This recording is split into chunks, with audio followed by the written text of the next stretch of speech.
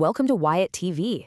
We're kicking off our American Icons series, where we dig into the origins and impact of some of America's most defining institutions. Our goal here is to explore the systems, the history, and the big unresolved questions without ever telling you what to think. And today we're starting with a name that's basically synonymous with the car itself, Ford. But you see, the thing about Ford is it's about so much more than just cars. It's really the story of a system that completely reshaped the modern world. It's a story about a family dynasty, about some really deep contradictions, and about this constant, sometimes painful, need to reinvent itself. In a lot of ways, to understand Ford is to understand the American 20th century. So here's how we're going to break it all down. We'll start with the origin of the company, then get into the revolutionary system it created. After that, we'll look at the deep contradictions of its founder, the company's evolution into a modern corporation, the iconic products that shaped our culture, and finally, the massive challenges it's facing right now. All right, so let's start at the beginning with the man himself, Henry Ford. He was born on a farm in Michigan back in 1863, and from a young age, he was just obsessed with machines. You know, farm life wasn't for him at all. He was all about the gears and engines of the industrial age. So he left home, became an apprentice machinist, and eventually landed a job as an engineer for the Edison Illuminating Company.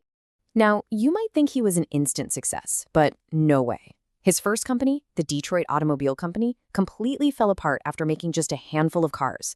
His second one, the Henry Ford Company, also ended badly when he clashed with his investors. See, they wanted to build these expensive luxury cars for the rich, but Ford, he had a totally different idea. And here's a great piece of trivia. After he stormed out, that company got reorganized and became Cadillac. Finally, in 1903, on his third try, he founded the Ford Motor Company with this one single incredibly radical mission: to build a motor car for the great multitude. So he had this huge vision, a car for everyone. But you couldn't do that with the way cars were being made back then. It just wasn't possible. To really change the world, Ford knew he had to invent not just a new car, but a whole new way of making things. The product was the car, sure, but the real innovation, that was the system. And the perfect symbol of that vision was the Model T, which came out in 1908. It was simple, it was tough, and it was cheap. The price just kept dropping year after year, putting it in reach for millions of people. And that obsession with making it accessible is really the key to his most famous quote. The reason he only offered it in black wasn't about style. Nope. It was because black paint dried the fastest, and in Ford's system, speed was absolutely everything. In 1913, this is where things get really wild. Ford perfected the moving assembly line. He got the idea from watching things like meatpacking plants. The concept was so simple, but it was completely revolutionary. Instead of having workers walk around a car to build it, the car moved past the workers. A chassis would literally get dragged by a rope past station after station of workers, and each person did just one small, repetitive job. The result was just staggering. The time it took to build one car fell from over 12 hours to just 93 minutes. Think about that. But there was a huge problem with this new, efficient system. The work was absolutely mind-numbing. It was so boring and grueling that people were quitting constantly. So, facing this crisis, Ford made another announcement that just shocked the world in 1914. He was going to start paying his workers $5 a day. So why on earth would he do this? I mean, this more than doubled the average wage. Was he just a generous guy? Well, not exactly. It was actually a brilliant business move for two reasons. First, the practical one. In 1913, worker turnover was at 370%. He had to hire 52,000 people just to keep a staff of 14,000. The $5 day stopped the bleeding. But here's the second, even smarter reason. Ford understood that mass production doesn't work without mass consumption. By paying his workers enough to actually buy the cars they were building, he was literally creating his own customers. And this whole idea, the assembly line for mass production, combined with high wages for mass consumption, it actually got a name, Fordism. It pretty much became the blueprint for the entire economy for decades. And the ultimate expression of this was the River Rouge complex. This place was a colossal, self-contained industrial city. Raw materials, like iron ore, went in one end, and brand new cars rolled out the other. It was the system, brought to life.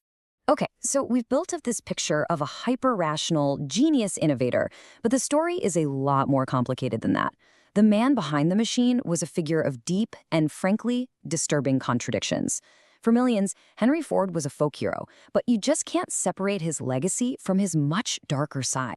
Take his views on war, for instance. In 1915, as Europe is tearing itself apart in World War I, Ford chartered a peace ship and sailed to Norway with a bunch of activists, trying to personally broker an end to the war. The mission was a total failure, but it cemented his image as a pacifist. And yet, when America did enter the war, Ford's factories immediately took on huge military contracts. And in World War II, the company was a critical part of the arsenal of democracy, churning out B-24 bombers. His labor practices were just as contradictory. On one hand, he gave opportunities to African Americans and people with disabilities when almost no one else would. But on the other hand, he was violently anti-union. He had this security force, led by a man named Harry Bennett, that used brutal intimidation tactics to crush any organizing efforts. This all came to a head in 1937 in the Battle of the Overpass, where Union leaders were severely beaten. Ford didn't recognize the United Auto Workers until 1941, and only then because he was under immense pressure.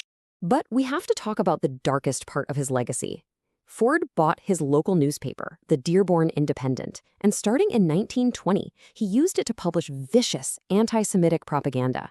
A series of articles called The International Jew was even compiled into a book and sent out all over the world through Ford dealerships. This work was actually praised by Adolf Hitler, and sadly, it's still used by hate groups today. And maybe the most telling contradiction of all is this. Henry Ford, the man who basically invented mass consumption, grew to despise the very world he helped create. He saw consumer culture, with its advertising and credit, all things his company would become an expert in, as some kind of moral rot. So by the end of World War II, the Ford Motor Company is a mess. It's losing millions of dollars a month, and it's being run by an aging and increasingly erratic Henry Ford. For the company to survive, it had to change, and fast. It had to go from being one man's personal kingdom to a modern corporation, and that enormous task fell to his grandson, Henry Ford II. And his biggest move? Hiring a group of 10 former Army Air Forces officers who became known as the Whiz Kids. This group, which included Robert McNamara, who would later become Secretary of Defense, brought a totally new way of thinking to Ford. They threw out the founder's gut feelings and replaced them with data, with cost analysis, and with long-term strategic planning. They professionalized the whole operation. This whole period was about one thing: turning Ford into a modern company. Henry Ford II took over in 1945. Just over a decade later, in 1956, the company went public in what was one of the biggest IPOs in history. That same year, they formally split from the Ford Foundation. The company was no longer just a family business. But here's the really clever part. Even as Ford became a public company, the family made sure their dynasty wasn't going anywhere. The IPO created this dual-class stock structure. So yes, the public could buy shares, but a special class of stock, owned only by the Ford family, kept 40% of the voting power. It was a brilliant piece of financial engineering that let them get public money while making sure the family never, ever lost control. All right, so the company is modernized. It's professionally managed. Now let's talk about what they were actually building. In the second half of the century, Ford produced cars that became absolute cultural icons, and also the source of some pretty major controversies. In 1964, they hit an absolute home run. Under the marketing leadership of the legendary Lee Iacocca, Ford launched the Mustang, and it was an instant phenomenon. It just perfectly captured the youthful energy of the 60s, created a whole new type of car, the pony car, and sold over 1 million of them in just 2 years. The Mustang wasn't a car. It was a cultural moment. But it wasn't all home runs. The company's reputation got seriously damaged by 2 huge safety scandals. First, in the 1970s, you had the Ford Pinto, which became infamous for a fuel tank design that could catch fire in a rear-end crash. Then, in the 90s, the super popular Ford Explorer was at the center of a crisis involving rollover accidents and failing Firestone tires. Both of these events led to massive recalls, lawsuits, and a huge public debate about the company's ethics. But through all of this, the highs and the lows, the Mustangs and the Pintos, one product has been the absolute bedrock of the company, the F-Series truck. For more than 40 years in a row, it has been the best-selling vehicle in America, period. The incredible amount of money this truck makes has basically funded everything else, bailed the company out of trouble time and again, and cemented its status as an American icon. And that brings us to right now. Today, Ford is standing at another one of these historic crossroads. The internal combustion engine, the thing that defined its entire existence, is being replaced by a massive shift to electric vehicles. And that means the company has to reinvent itself all over again. So how are they tackling this? Well, under CEO Jim Farley, they've done something pretty dramatic. They've basically split the company into 3 separate parts. You've got Ford Blue, which handles the traditional gas-powered cars that make all the money, like the F-150. Then there's Ford Model E, which acts like a startup inside the company, focused on developing new EVs and software. And finally, Ford Pro, which serves their super important commercial customers. The whole strategy is to use the profits from today to pay for the future. And of course, this isn't happening in a vacuum. Labor is a huge part of the story again. In the fall of 2023, the United Auto Workers launched a historic strike, but they did it in a new way. It was called the stand-up strike, where they targeted very specific, very profitable plants at Ford and its rivals.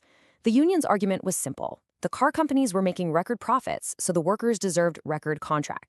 After about 6 weeks, they reached a deal, and it was a big, big win for the union. It included things like an immediate 11% raise, getting cost of living adjustments back, and making it so new hires could get to top pay in just 3 years instead of 8. Plus, Ford committed over $8 billion in new investments. From the company side, they publicly framed it as a win-win. CEO Jim Farley said the goal was to give workers both a record contract and a strong future. It was a way of acknowledging that the company and its workforce needed to be on the same page to succeed. So, that brings us right up to today. And it leaves us with some huge, fundamental questions that are going to define Ford's next chapter. You know, this is a company that has survived crises for over a century, but the challenges it's facing now might just be the biggest yet. First off, can a company like Ford, with over 100 years of industrial history, really transform its culture and move fast enough to compete with tech companies like Tesla that were basically born electric? The whole game is shifting from hardware to software. That's a massive change. And what about that new union contract? Building electric vehicles is crazy expensive, and right now they aren't as profitable as gas-powered trucks. So how do the higher labor costs from that new deal fit into the puzzle of making EVs affordable and still funding the whole transition? And the last question is maybe the biggest of them all. What even is a car company anymore? When cars are becoming computers on wheels, when they're defined more by their software and their connectivity than by their engines? How does a company built on the Model T find its place in that future? Look, there are no simple answers here. The story of Ford is the story of a system that built the modern world, a founder who was both a genius and deeply flawed, and a company that has somehow managed to survive and adapt for over 120 years.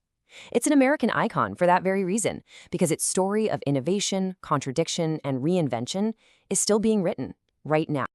If you want to dive deeper, you can find our American Icon series and a lot more of our explainers over at WhyItTV.